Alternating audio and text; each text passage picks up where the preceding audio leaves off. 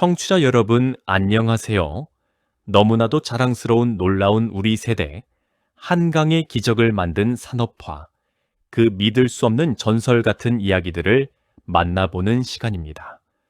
오늘은 여러분의 마음 한켠에 가슴 깊은 곳에 묻어두셨던 그 따뜻한 기억 하나를 꺼내보려고 합니다. 바로 연탄 이야기입니다. 자, 한번 떠올려 보시겠습니까?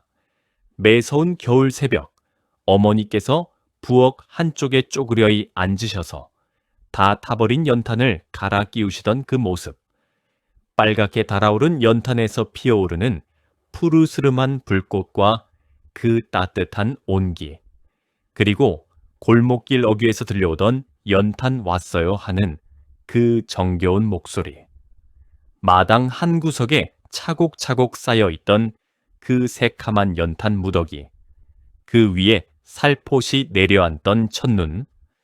여러분, 우리 세대에게 연탄은 그저 땔감이 아니었습니다. 연탄은 우리 가족의 따뜻한 저녁밥이었고 꽁꽁 언 손을 녹여주던 어머니의 손길이었으며 우리 대한민국이 가난을 딛고 일어서던 그 시절의 가장 진솔한 동반자였습니다. 새카만 연탄 한 장 한 장에는 우리 어머니 아버지의 땀과 눈물이, 그리고 우리 가족의 가슴 시린 사랑이 그대로 녹아 있었습니다. 오늘 저는 여러분과 함께 그 시절 우리 모두의 친구였던 구공탄 이야기, 새벽잠을 못 이루며 연탄을 갈아주시던 어머니의 정성, 그리고 그 검은 보석이 우리나라 산업화에 얼마나 큰 공을 세웠는지, 그 가슴 뜨거운 이야기들을 차근차근 풀어보려고 합니다. 이 이야기는 단순한 옛날 이야기가 아닙니다. 이것은 바로 여러분이 만들어내신 우리 대한민국의 자랑스러운 역사 그 자체입니다. 너무나도 자랑스러운 우리 세대, 세계를 이끌어가는 대한민국의 초석을 닦으신 우리 어르신들을 응원하기 위해서 꼭 좋아요와 구독 한번 눌러주시기를 부탁드립니다. 여러분의 작은 손길 하나가 이 소중한 이야기를 더 많은 분들께 전할 수 있는 큰 힘이 됩니다. 좋아요와 구독은 무료입니다. 그러나 그 한 번의 눌림이 저에게는 그 무엇보다도 큰 응원이 됩니다. 부탁드립니다. 자, 그럼 먼저 여러분께 한 가지 여쭤보겠습니다. 구공탄이라는 말 기억나십니까? 그렇습니다. 구공탄. 이 이름은 연탄 한 장에 구멍이 9가에 뚫려 있다고 해서 붙여진 이름입니다. 한자로 풀어보면 9구 제9멍공자, 그러니까 9개의 구멍이 뚫린 수치이라는 뜻이지요. 처음에는 구멍이 9개였지만 시간이 지나면서 19개, 22개, 그리고 나중에는 25개까지 늘어났습니다. 구멍이 많을수록 공기가 잘 통해서 더 잘 타기 때문이었습니다. 하지만 사람들은 구멍이 몇 개로 늘어나든 그저 구공탄이라고 불렀습니다. 그 이름에는 단순히 모양만이 아니라 우리 서민들의 삶이 그대로 녹아 있었기 때문입니다. 구공탄이라는 그 세 글자는 곧 우리네 살림이었고 우리네 인생이었지요. 여러분, 그 시절을 한번 떠올려 보시겠습니까? 1950년대, 우리나라는 6.25 전쟁이 끝난 직후였습니다. 도시고 농촌이고 할 것 없이 모든 것이 폐허였죠. 무너진 집, 부서진 길, 그리고 굶주린 사람들. 그때 사람들은 도대체 무엇으로 밥을 짓고 무엇으로 추운 겨울을 낫겠습니까? 답은 바로 나무였습니다. 전쟁이 끝나고 사람들은 너도나도 산으로 올라갔습니다. 도끼와 톱을 들고 산에 올라가서 나무를 베어와야 밥을 해먹고 방을 들 수 있었으니까요. 그때만 해도 아궁이라는 것이 있어서 부엌 바닥 아래에 구멍을 파고 거기에 장작을 떼서 밥도 짓고 방도 데웠습니다. 그런데 문제가 생겼습니다. 너도 나도 나무를 베어가니 우리나라 산은 점점 민둥산이 되어갔습니다. 푸른 산이 어디 갔는지 어디를 둘러봐도 흙이 그대로 드러난 벌거숭이 산만 보였습니다. 비가 오면 흙이 다 쓸려 내려가서 농사도 제대로 지을 수 없었지요. 산의 풀 한 폭이 나무 한 그루를 찾아보기가 어려웠습니다. 이때 정부에서 큰 결심을 합니다. 더 이상 나무를 떼서는 안 된다. 산을 살려야 한다. 그래서 나온 것이 바로 주탄종신 정책이었습니다. 어려운 말이지요. 풀어드리면 석탄을 주로 쓰고 나무는 조금만 쓰자는 뜻입니다. 그리고 1960년대에 들어서면서 우리나라 가정의 부엌과 안방에 본격적으로 들어오기 시작한 것이 바로 이 연탄이었습니다. 여러분, 우리 어머니들께서 연탄을 처음 보셨을 때 어떤 마음이셨을까요? 새카만 덩어리에 구멍이 뽕뽕 뚫린 그것이 처음에는 얼마나 신기하셨을까요? 이 시커먼 게 정말 불이 붙긴 하는 건가 하면서 의심도 많이 하셨을 겁니다. 하지만 한번 불이 붙은 연탄은 그야말로 보물이었습니다. 장작은 한번 태우고 나면 끝이지만 연탄은 한 장으로 무려 8시간에서 12시간을 때울 수 있었습니다.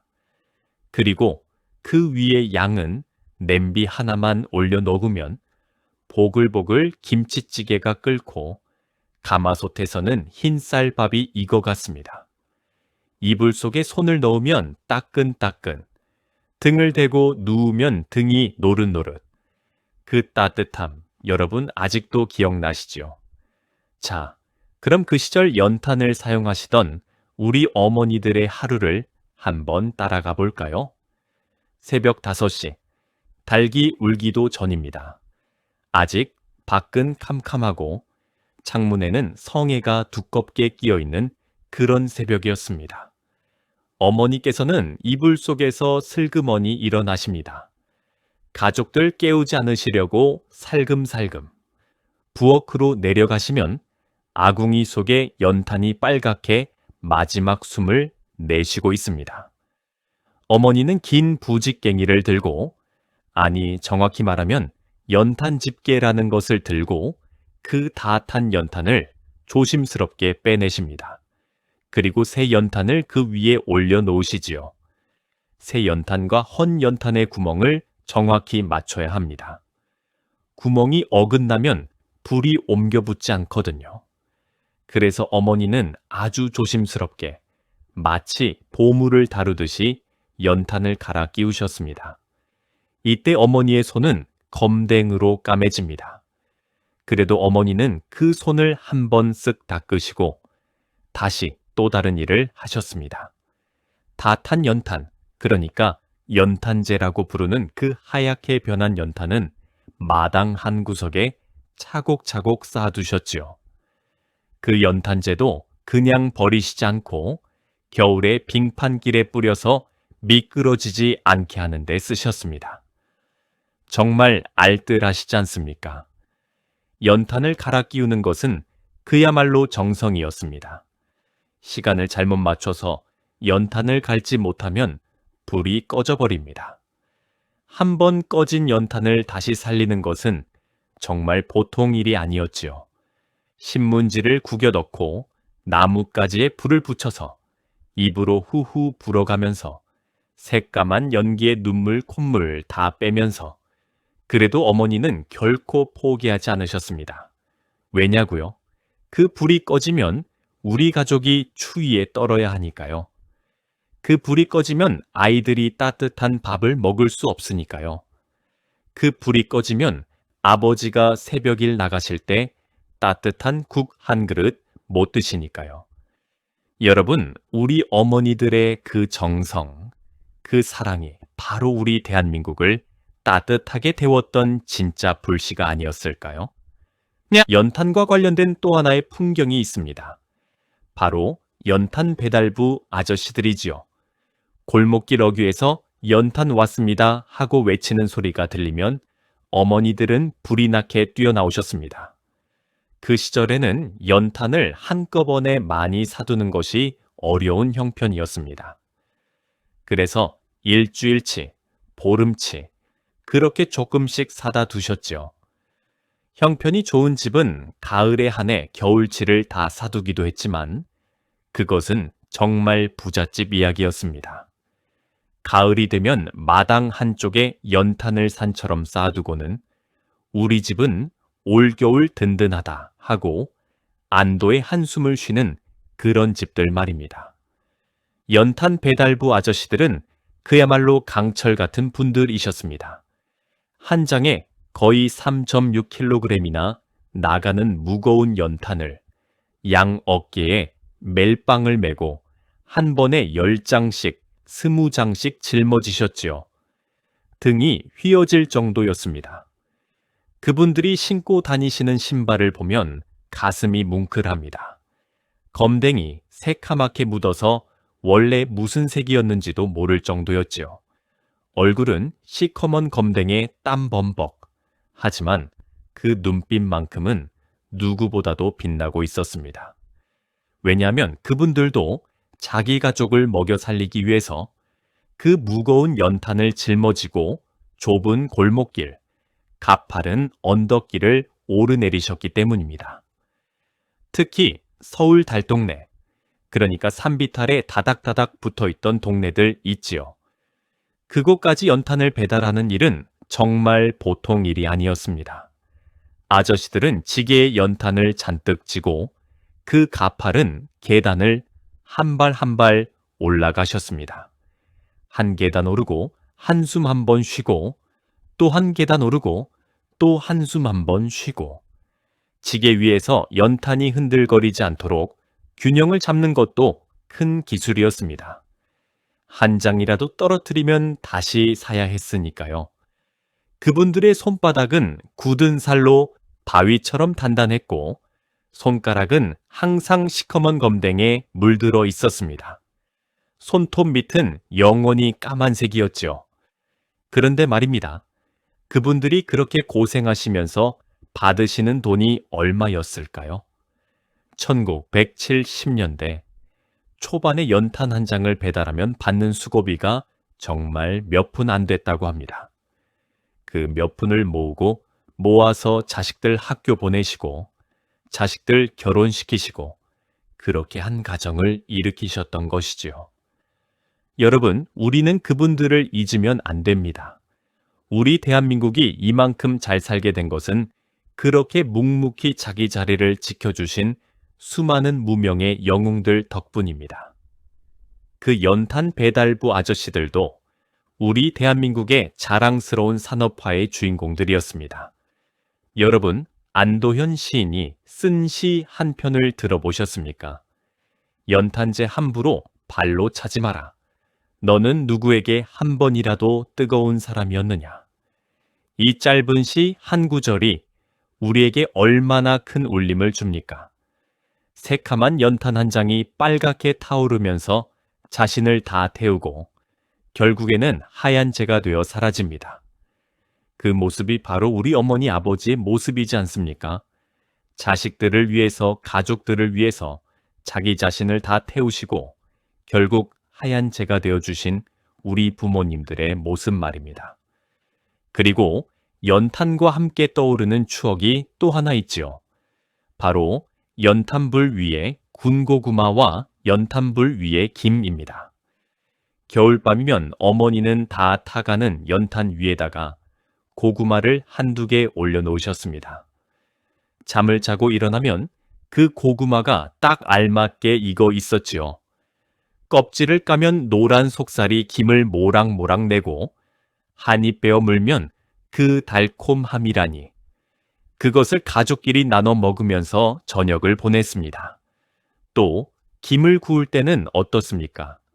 어머니가 김에 참기름을 바르고 소금을 살살 뿌려서 연탄불 위에 살짝 올려놓으시면 김이 노릇노릇 구워지면서 그 고소한 냄새가 온 집안에 퍼졌습니다. 그 향기, 여러분 지금도 코끝에 맴돌지 않으십니까? 또 학생들 도시락 이야기도 빼놓을 수 없지요.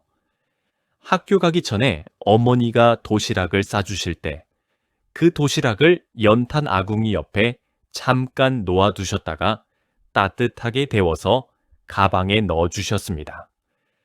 그래서 학교에 가서 점심시간에 도시락을 열면 그때까지도 따뜻한 기운이 남아 있었지요. 그 따뜻함이 어머니의 사랑이었습니다. 가난했지만, 정말 가난했지만, 그 시절 우리 가족들은 그 작은 연탄불 하나에 둘러앉아서 너무나 행복했습니다. 그것이 바로 우리 세대가 지켜온 진짜 행복이었지요. 부족한 살림이었지만 마음만은 넉넉했고, 가진 것은 없었지만 사랑만은 가득했습니다. 자, 잠시 쉬어가는 의미에서 다시 한번 부탁드립니다. 너무나도 자랑스러운 우리 세대, 세계를 이끌어가는 대한민국의 초석을 닦아주신 우리 어르신들을 응원하기 위해서 꼭 좋아요와 구독 버튼 한번 눌러주십시오. 여러분의 그 작은 응원이 저에게는 너무나 큰 힘이 됩니다. 그리고 이 영상을 자녀분, 손주분께도 한번 보여주십시오. 우리 세대가 어떻게 살아왔는지, 얼마나 자랑스러운 인생을 살아오셨는지 후손들도 알아야 하지 않겠습니까? 자, 이제 연탄에 얽힌 또 하나의 이야기를 해드려야겠습니다.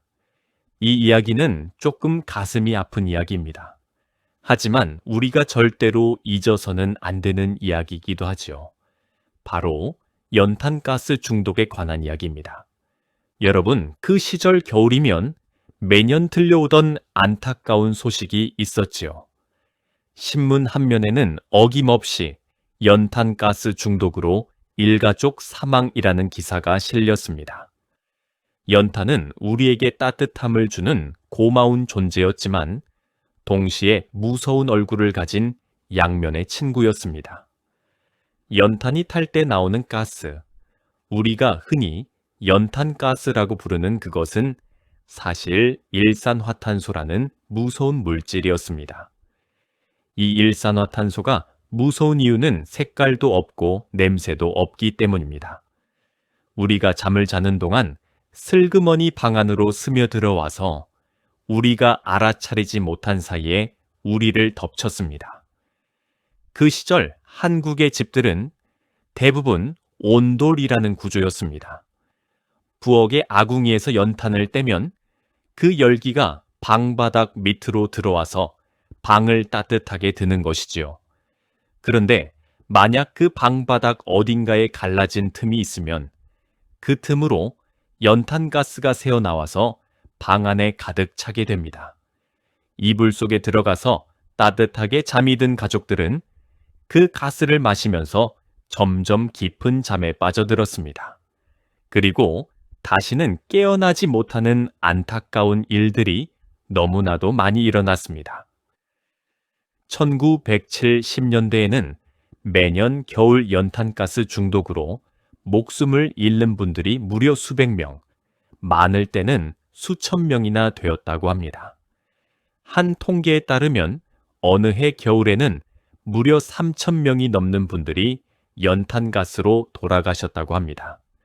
정말 가슴 아픈 일이지요. 여러분, 혹시 주변에 그런 일을 겪으신 분 계시지요?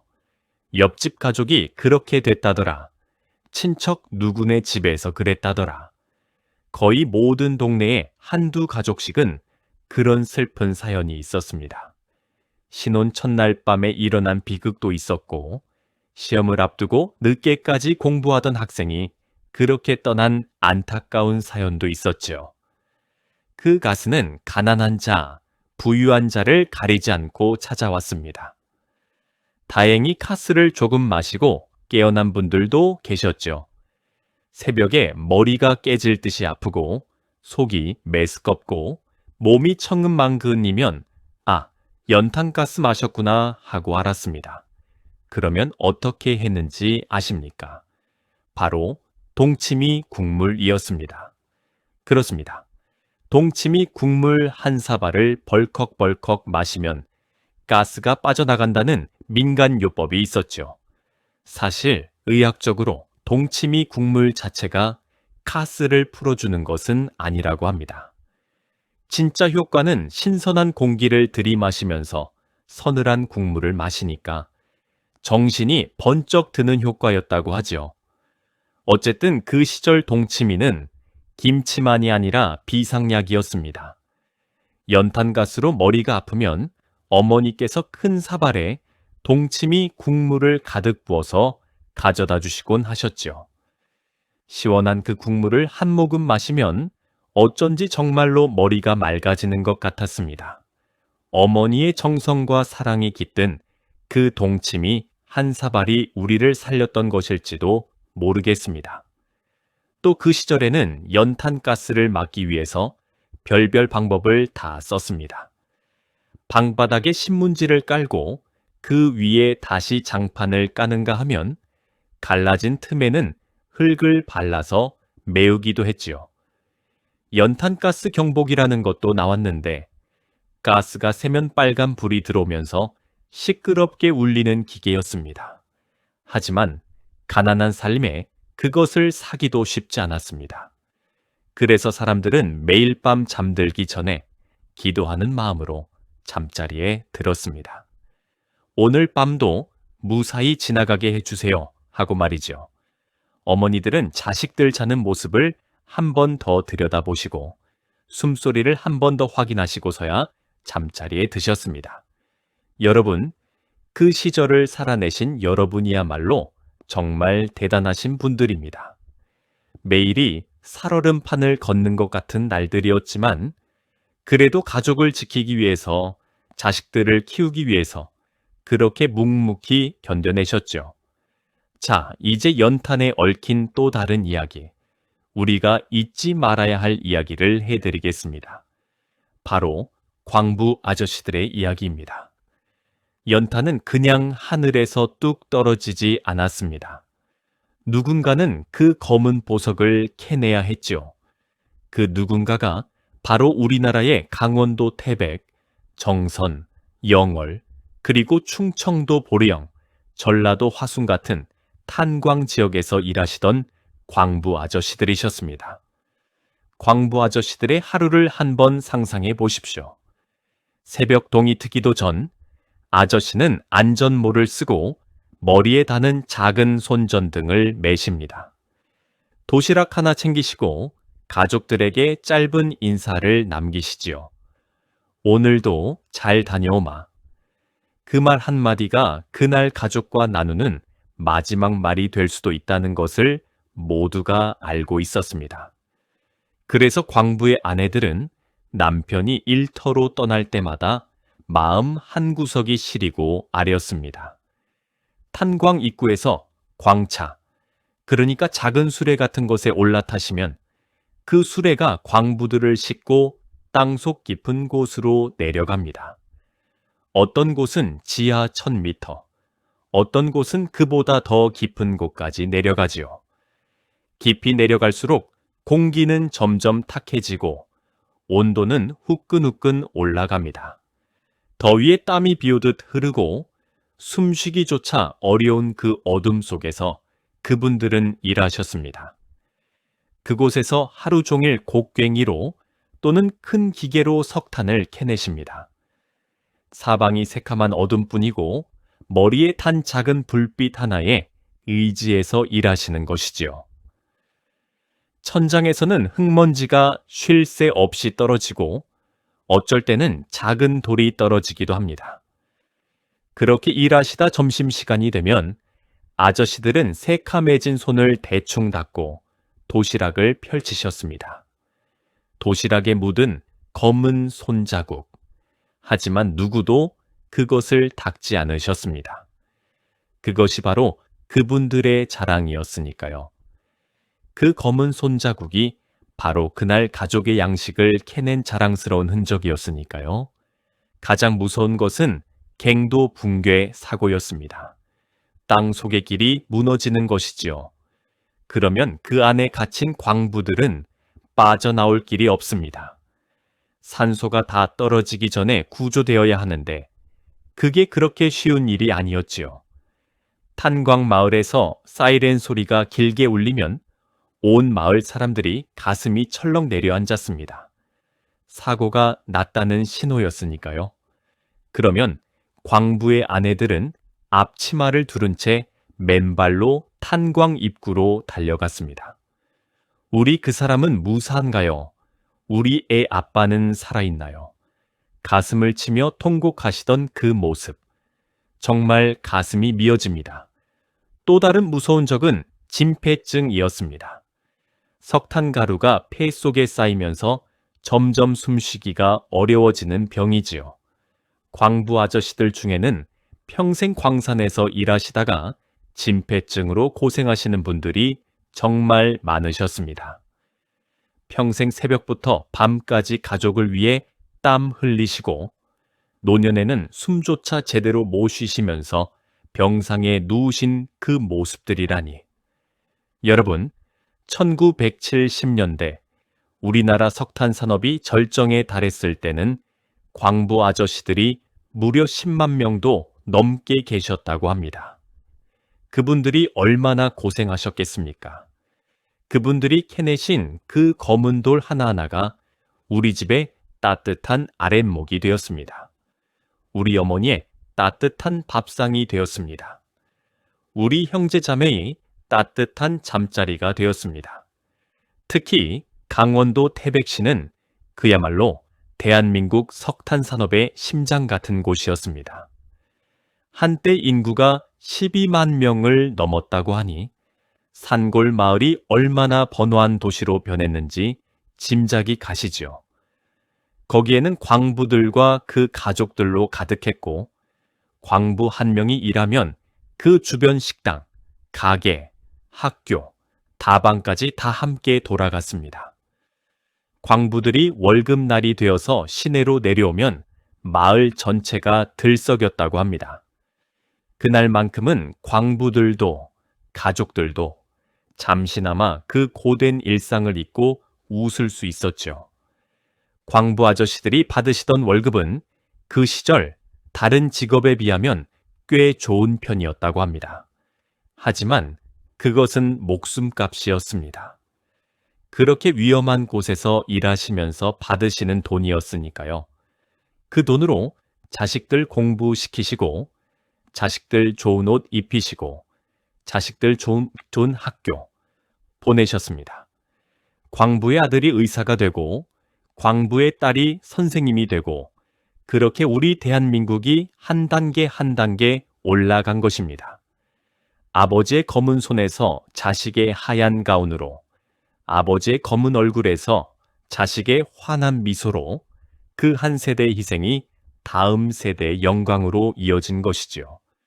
여러분, 다시 한번 말씀드리지만 우리 대한민국의 자랑스러운 산업화 뒤에는 이렇게 묵묵히 자기 자리를 지킨 분들이 계셨습니다.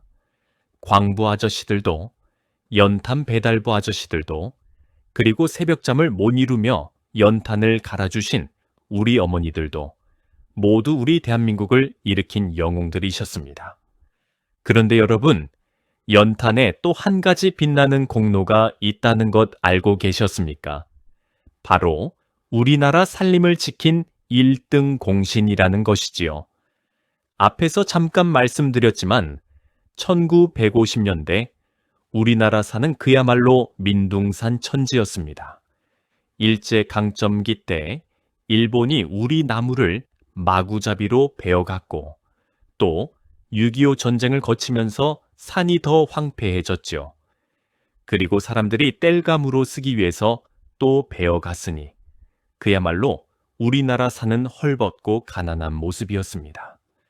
그때 외국 사람들이 한국에 와서 보고 이렇게 말했다고 합니다. 한국은 산이 헐벗어서 도저히 회복이 불가능할 것이다. 그 정도였습니다.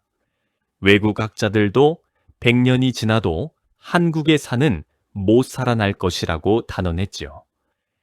그런데 1960년대부터 연탄이 가정에 널리 보급되면서 변화가 시작됐습니다. 더 이상 사람들이 산에 올라가서 나무를 베지 않아도 되니까요. 그러면서 정부에서는 또 한 가지 큰 정책을 펼쳤습니다. 바로 식목일을 만들어서 온 국민이 함께 나무를 심는 운동을 벌이신 것이죠. 매년 4월 5일 식목일이 되면 학생들도 회사원들도 군인들도 산으로 갔습니다. 묘목을 한 그루씩 들고 산에 올라가서 정성껏 구덩이를 파고 나무를 심었지요. 그 어린 묘목들이 자라서 오늘날 우리나라의 푸른 산이 되었습니다. 여러분, 지금 외국에서 우리나라를 보고 뭐라고 합니까? 한국은 전쟁 후에 단기간에 산림을 회복시킨 세계에서 가장 성공적인 사례다라고 말합니다. 유엔에서도 우리나라의 산림 녹화 사업을 본받아야 한다고 칭찬하지요. 100년이 지나도 못 살아날 거라던 그 산이 단 4, 50년 만에 푸르른 숲으로 다시 태어난 것입니다. 그 푸른 산을 만든 1등 공신이 누구입니까? 바로 연탄이고 바로 여러분이셨습니다. 여러분께서 연탄으로 갈아타시면서 산이 살아났고 여러분께서 식목일에 나무를 심으시면서 산이 푸르러졌습니다. 이것은 정말 세계가 놀라는 기적입니다. 가난한 나라가 전쟁으로 폐허가 된 나라가 단지 몇십 년 만에 산을 살리고 경제를 살리고 모든 것을 살려낸 것이지요. 그 중심에 우리 어르신들이 계셨습니다. 우리 어르신들의 그 작은 손, 그 작은 정성 하나하나가 모여서 이 거대한 기적을 만들어내신 것입니다. 자, 이제 연탄의 또 한 가지 이야기를 해드리겠습니다. 바로 연탄의 쇠퇴입니다. 1980년대 후반부터 우리나라가 점점 잘 살게 되면서 가정에서 도시가스와 기름 보일러가 보급되기 시작했습니다. 도시가스는 가스관을 통해서 가스가 들어오는 것이라 연탄처럼 갈아 끼울 필요도 없고 일산화탄소 중독 위험도 훨씬 적었지요. 기름 보일러도 마찬가지였습니다. 그러면서 연탄을 쓰는 집이 점점 줄어들었습니다. 1990년대에 들어서면서 도시에서는 연탄을 쓰는 집을 찾기가 점점 어려워졌습니다.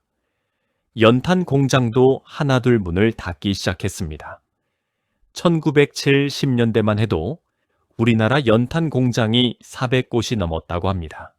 그런데 지금은 그 수가 정말 손에 꼽을 정도로 줄었지요. 광부 아저씨들이 일하시던 탄광들도 대부분 문을 닫았습니다. 강원도, 태백도 인구가 많이 줄었지요. 한때 10만 명이 넘게 살았던 그 도시가 이제는 4만 명도 채 안 되는 작은 도시가 되었습니다. 탄광이 문을 닫는 날, 마을 어귀에서는 광부들이 모여 마지막 인사를 나누었다고 합니다. 이 검은 보석을 캐내며 평생을 살아왔는데 이제 어디로 가야 하나? 평생 동지였던 그 갱도가 영원히 닫히는 날, 광부들은 말없이 눈물을 흘렸다고 합니다. 그 눈물은 단순한 슬픔이 아니라 한 시대를 마감하는 우리 모두의 눈물이었습니다. 여러분, 한 시대가 그렇게 저물어 갔습니다. 우리에게 그토록 따뜻함을 주었던 연탄, 우리 가족을 살려준 연탄, 우리나라 살림을 지켜준 연탄, 그 검은 보석이 이제는 박물관에서나 볼 수 있는 옛날 물건이 되어가고 있는 것이죠. 하지만 말입니다, 청취자 여러분. 아직도 연탄을 쓰는 분들이 계십니다. 지금 이 순간에도 우리나라 어딘가에는 연탄으로 겨울을 나시는 어르신들이 계시죠. 통계를 보면 아직도 10만 가구 정도가 연탄을 쓰고 계신다고 합니다.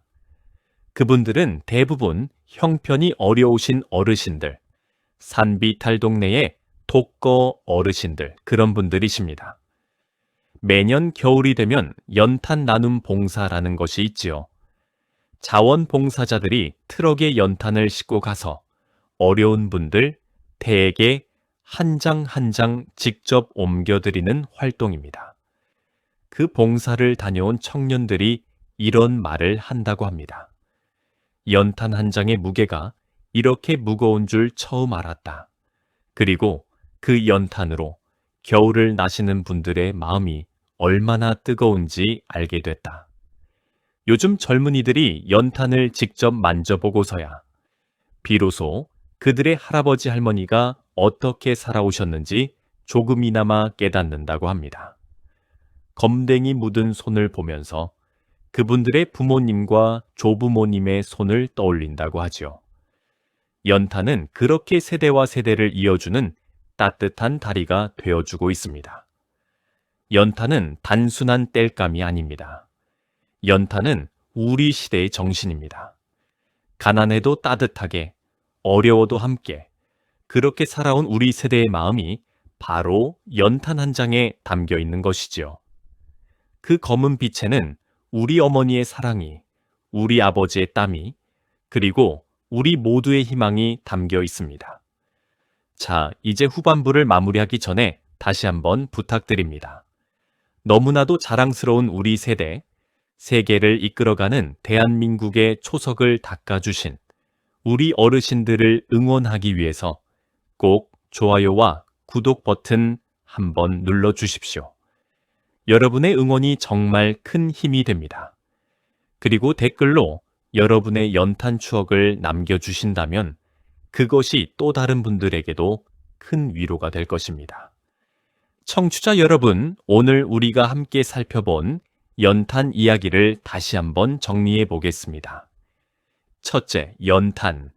그러니까 우리가 구공탄이라고도 불렀던 그 검은 보석은 1950년대 후반부터 1990년대까지 약 40년 가까이 우리나라 가정의 따뜻함을 책임진 1등 공신이었습니다.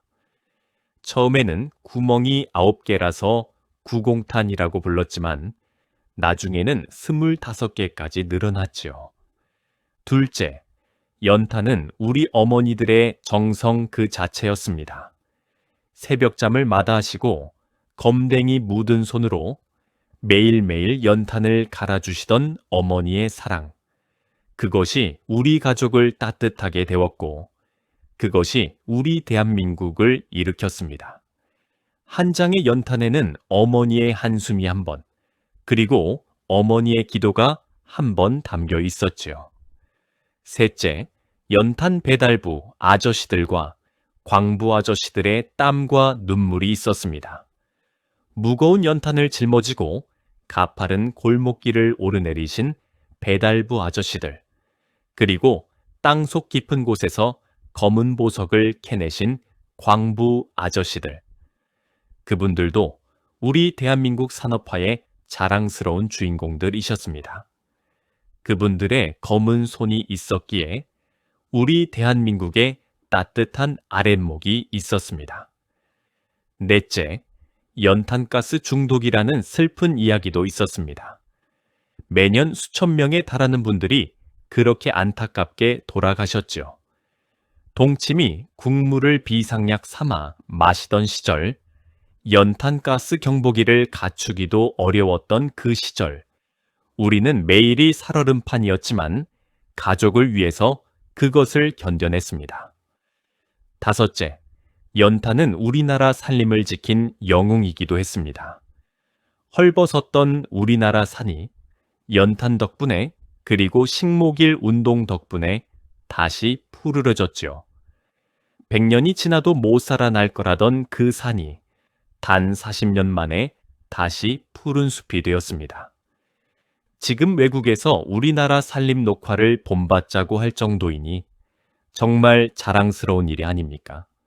여섯째, 그리고 오늘날까지도 연탄을 쓰시는 분들이 계시고 연탄 나눔 봉사를 통해 그 따뜻함을 이어가고 있다는 것입니다.